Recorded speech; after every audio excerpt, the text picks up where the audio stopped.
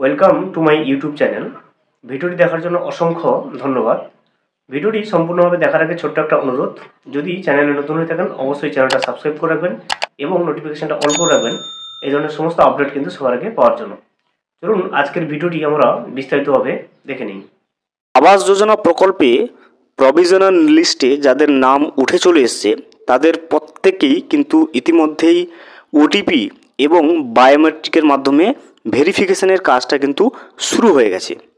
প্রতিটা গ্রাম পঞ্চায়েত ভিত্তিক বিশেষ ক্যাম্প করা হচ্ছে এবং সেই ক্যাম্পের মাধ্যমে প্রত্যেক যোগ্য ব্যক্তির অর্থাৎ প্রভিশনাল নামের লিস্টে যাদের নাম উঠে চলে এসছে তাদের সমস্ত ব্যাঙ্ক অ্যাকাউন্ট থেকে শুরু করে আধার কার্ড থেকে সমস্ত কিছু তথ্যগুলো যাচাই করা হচ্ছে এবং রেজিস্টার্ড মোবাইলে ওটিপি এবং বায়োমেট্রিকের মাধ্যমে কিন্তু ভেরিফিকেশনের কাজ কিন্তু শুরু হয়ে গেছে।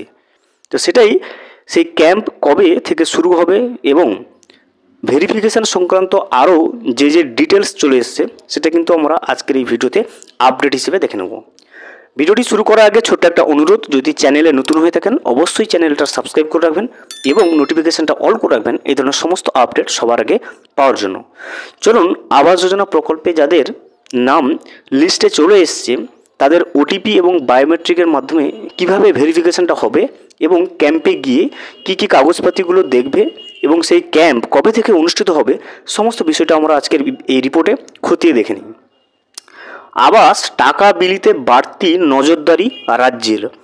কেন্দ্রীয় সরকার আবাস যোজনায় টাকা আটকে রাখায় রাজ্য সরকার ডিসেম্বর থেকে নিজের কোষাগার থেকেই উপভোক্তাদের টাকা দেওয়ার কথা কিন্তু ঘোষণা করেছিল। দেখতেই পাচ্ছেন ডিসেম্বর মাস থেকে কিন্তু আবাস যোজনা প্রকল্পের যে প্রথম কিস্তির 60,000 টাকাটা সেটা কিন্তু দেবে বলে আগেই ঘোষণা করেছে। সেই মতো 11 লক্ষেরও বেশি উপভোক্তাদের তালিকাও কিন্তু প্রস্তুত হয়েছে।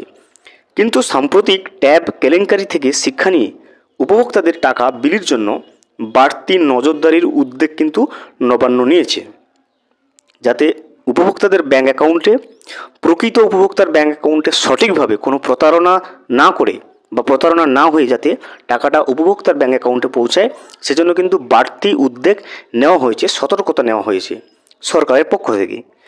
জানানো হয়েছে এলাকায় ক্যাম্প খুলে উপভোক্তাদের পরিচয় সহ অন্যান্য নথি খতিয়ে দেখে তারপরেই কিন্তু আবাস প্রকল্পের টাকাটা বিলি করবে রাজ্য সরকার।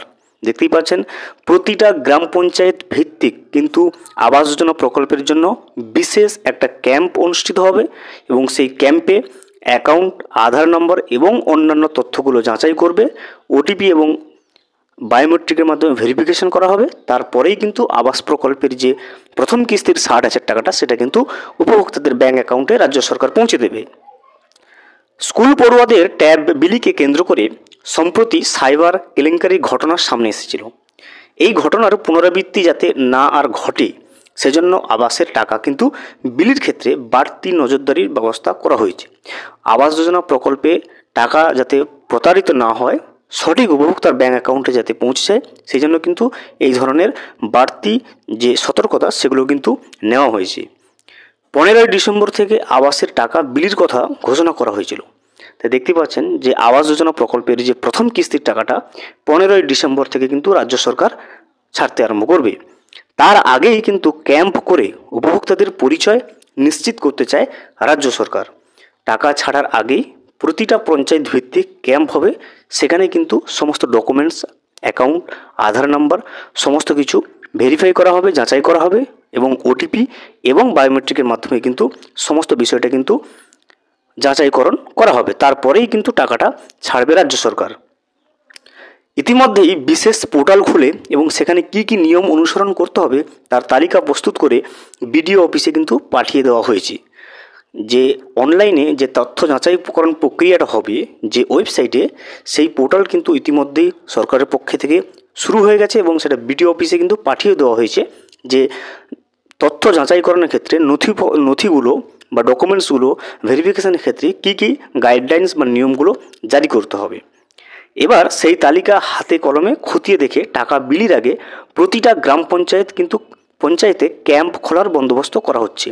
দেখতেই পাচ্ছেন যে আধার বা ব্যাঙ্ক অ্যাকাউন্ট অথবা যে অন্যান্য নথিপত্রগুলো ভেরিফিকেশন করা হবে সেজন্য কিন্তু প্রতিটা গ্রাম পঞ্চায়েত ভিত্তিক কিন্তু বিশেষ ক্যাম্প খোলা হবে।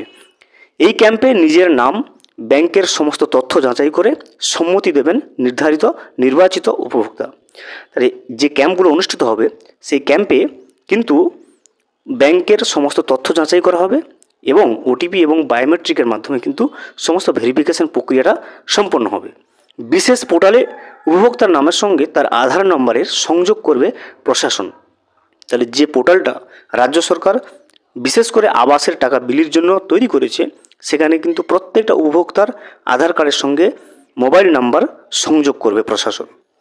অ্যাপের মাধ্যমে সংযুক্তিকরণ হলে উপভোক্তার পরিচয় নিশ্চিত করার জন্য বায়োমেট্রিকের ব্যবস্থাও কিন্তু রাখা হবে। ওটিপির মাধ্যমে তো হবেই হবে, তাছাড়াও কিন্তু বায়োমেট্রিকের মাধ্যমেও কিন্তু ভেরিফিকেশনটা করা হবে। এছাড়াও যে মোবাইল নম্বরের সঙ্গে আধার কার্ডের সংযুক্তিকরণও হয়েছে সেই মোবাইল নম্বরে ওটিপির মাধ্যমেও কিন্তু এই কাজ করা হবে। যাদের মোবাইল নম্বরের সঙ্গে ওটিপি মোবাইল নাম্বার, যাদের আধার কার্ডের সঙ্গে মোবাইল নাম্বার লিঙ্ক নেই বা রেজিস্টার নেই, তাদের ক্ষেত্রে কিন্তু বায়োমেট্রিকের মাধ্যমে ভেরিফিকেশন করা হবে এবং যাদের আধার কার্ডের সঙ্গে মোবাইল নাম্বার যুক্ত রয়েছে তাদের কিন্তু ওটিপির মাধ্যমে সেই ভেরিফিকেশনটা করা হবে। আপনার নাম যদি প্রভিশনাল নামের লিস্টে চলে আসে, বাড়ি তৈরির নামের লিস্টে চলে আসে, অবশ্যই আপনি খুব শীঘ্রই আপনার আধার কার্ডের সঙ্গে আপনার মোবাইল নাম্বারটা কিন্তু লিঙ্ক করে রাখবেন, ভেরিফিকেশনের কাজটা কিন্তু সহজ করে জন্য। ভিডিওটি সম্পূর্ণভাবে দেখার জন্য অসংখ্য ধন্যবাদ। এখনও পর্যন্ত যদি চ্যানেলে নতুন হয়ে থাকেন এবং সাবস্ক্রাইব না করে থাকেন, অনুগ্রহ করে চ্যানেলটা সাবস্ক্রাইব করে পাশে থাকবেন।